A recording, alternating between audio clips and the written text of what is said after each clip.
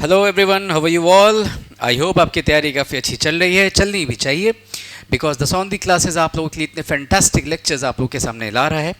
तो अब समय आ चुका है कि अब एक नए टॉपिक की तरफ बढ़ा जाए।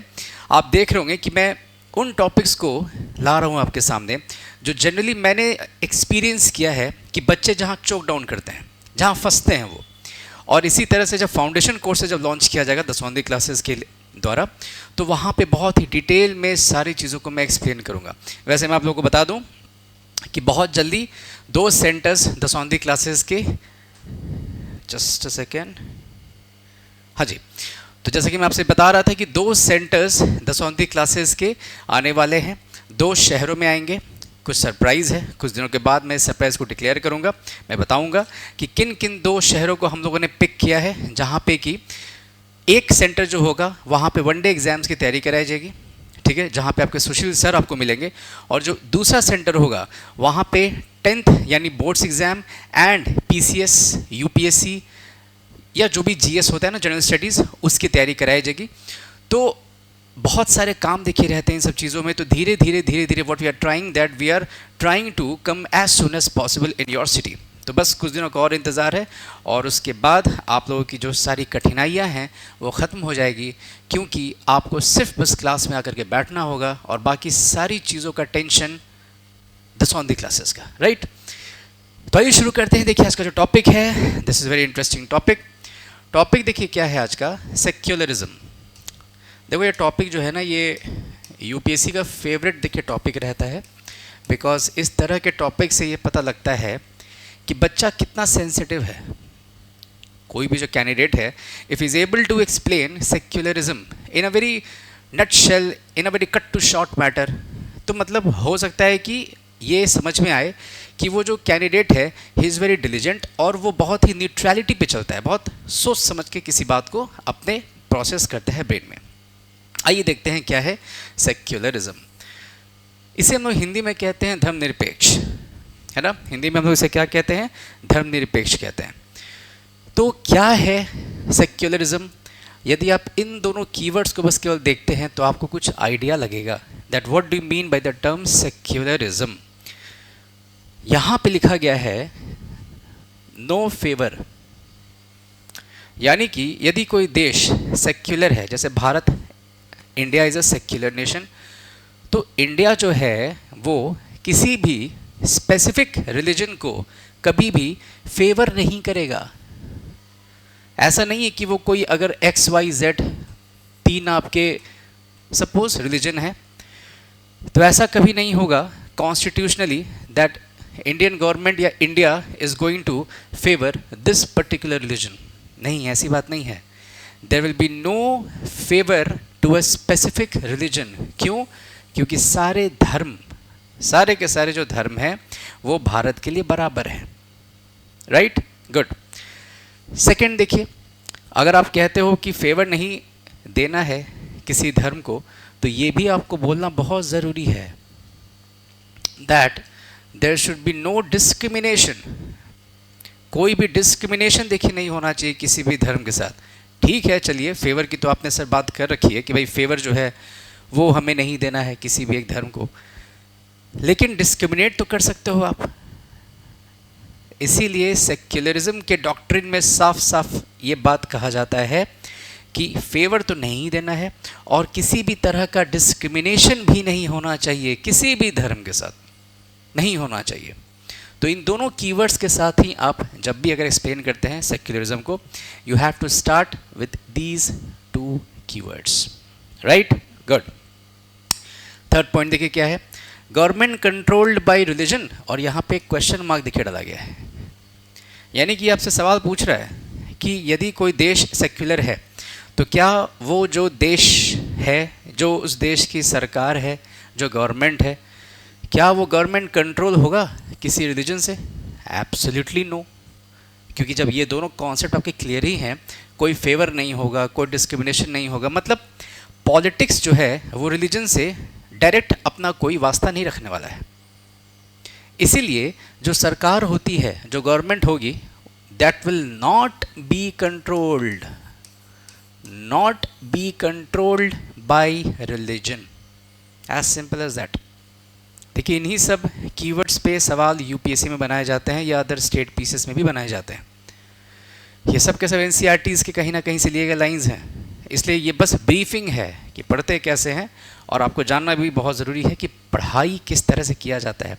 क्या पढ़ना है वो तो सबको पता है भाई, polity, geography, history, economy, but how to study that particular subject, that is more important, right. अगला देखिए क्या है, fourth point, equality of religion, यानी कि हर धर्म को बराबरी का स्टेटस दिया जाएगा। Every religion will be getting equal status. वही बात हो गई, कोई फेवर नहीं, कोई डिस्क्रिमिनेशन नहीं। लेकिन ये यदि आप बोलते हो कि इक्वालिटी हर एक धर्म को दिया जाएगा, आपने इन दोनों पॉइंट को यहाँ पे एक तरह से जस्टिफाई कर दिया है कि हाँ बिल्कुल सही बात है। जब सारे धर्म को एक जैसा ही स्टेटस दिया जाना है, इट प्रूव्स कि कोई फेवर नहीं होगा और कोई भी डिस्क्रिमिनेशन नहीं होगा, राइट। नेक्स्ट पॉइंट देखिए, this is very important, freedom of religion. अब देखिए फ्रीडम ऑफ रिलीजन का देखिए मतलब क्या है, मैं समझाता हूँ आपको। मान के चलिए suppose if a person is there A and एक और पर्सन है बी, दो इंडिविजुअल्स हैं, ए का धर्म है एक्स, बी का धर्म है वाई, ठीक है। बी जो है वो ए को forcibly, I am using the word forcibly, है ना, यानी फोर्सफुली बी जो है वो ए को वाई में कन्वर्ट करता है। तो पता है भारत के केस में दिस इज अनकॉन्स्टिट्यूशनल। क्यों? देखिए ऐसा नहीं है कि आप धर्म को अपने बदल नहीं सकते, you can convert to some other religion, there is no problem in that. लेकिन प्रॉब्लम देखिए कहाँ आती है, यदि आपको आपके धर्म को कन्वर्ट करने के लिए किसी दूसरे पर्सन ने एलिमेंट ऑफ फोर्स का इस्तेमाल किया है। टेक्निकल हो गया, मैं समझाता हूँ बहुत आराम से। यदि किसी ने सपोज बी ने यहाँ पे क्या किया है, ए को एक्स से वाई में कन्वर्ट कैसे किया है, फोर्सिबली किया ना, ज़बरदस्ती, जबरन किया। ये ज़बरदस्ती, जबरन, forcibly, this is not allowed. Conversion is allowed, A can convert, A जो है वो कन्वर्ट कर सकता है अपने आप को एक्स से वाई में, कोई दिक्कत की बात नहीं है। लेकिन किसी के प्रेशर में आकर के यदि आप एक्स से वाई में कन्वर्ट हो रहे हो तो आपको संविधान वहां पे प्रोटेक्शन देता है। Article 25 of the Indian constitution clearly gives you individual freedom of religion. अनुच्छेद 25 हमारे भारतीय संविधान का आपको अधिकार देता है। कैसा अधिकार देता है? व्यक्तिगत धार्मिक अधिकार, कि आप अपने धर्म को बदल सकते हैं, लेकिन जब आप चाहो तो ही बदलो। किसी दूसरे के प्रेशर में यदि आकर के या किसी दूसरे के किसी और सपोज लुक्रेटिविटी के कारण आप चेंज करना चाह रहे हो तो दैट इज ऑल्सो इलीगल। क्यों? बिकॉज कॉन्स्टिट्यूशन में ही लिखा गया है यदि आपको एक्स से वाई में सपोज कन्वर्ट करना है अपना धर्म, तो आपका जो इनर फीलिंग्स है ना, अंदर की जो भावना है, वो भावना जागनी चाहिए for this particular Y religion, then only you should get converted to Y. जब तक आपका आंतरिक मतलब फीलिंग्स, जब तक आपका मन ये ना कह दे, एक्सेप्ट ना कर ले कि हाँ जी ये धर्म मुझे पसंद आ रहा है, मैं इसमें कन्वर्ट करना चाहता हूँ या चाहती हूँ, तो आप कन्वर्ट करें, कोई दिक्कत की बात नहीं है। लेकिन यदि मनी का इस्तेमाल किया जाए कि आप कन्वर्ट करो, आपको इतने पैसे दिए जाएंगे, या फोर्स का इस्तेमाल किया जाए, ज़बरदस्ती, जबरन, तो ये सब अलाउड नहीं है। Why? Because we are a secular nation. और आर्टिकल 25 जब मैं समझाऊंगा एनसीईआरटीज़, तो वहाँ पे मैं समझाऊंगा आपको आर्टिकल 25, वहाँ पे साफ तौर पे इस बात को लिखा गया है, प्रैक्टिस, प्रोपेगेट, प्रोफेस, कॉन्शियंस, बहुत तरह की वहाँ पे बात लिखी गई, मैं सब कुछ समझाऊंगा आपको, ठीक है। तो ये आई थिंक अब आप लोग को ये पिक्चर बहुत क्लियर हो गया होगा। और ये जो कीवर्ड आप देख रहे हो ना, फ्रीडम ऑफ रिलीजन, ये इसी बात को एक्सप्लेन कर रहा है। that an individual can get converted to some other religion but not at the cost of force, pressure, कभी नहीं। जब तक आपका अंतरात्मा ऐसा ना कह दे कि हाँ I have to get converted to this particular religion, तब तक आप कन्वर्ट नहीं करेंगे। दूसरे के प्रेशर में यदि आप आके कन्वर्ट करते हैं तो वो इलीगल होता है, और अगर इन्होंने ऐसा काम किया है तो मतलब इन्होंने अनकॉन्स्टिट्यूशनल एक्ट किया है, सिंपल सी बात है, राइट। और ऐसा क्यों किया गया है? ये इसलिए किया गया है बिकॉज आपको फ्रीडम है अपने धर्म को मेंटेन करने का, अपने धर्म को चेंज करने का, अपने धर्म के बारे में लोगों को बताने का, ये भी फ्रीडम है ना।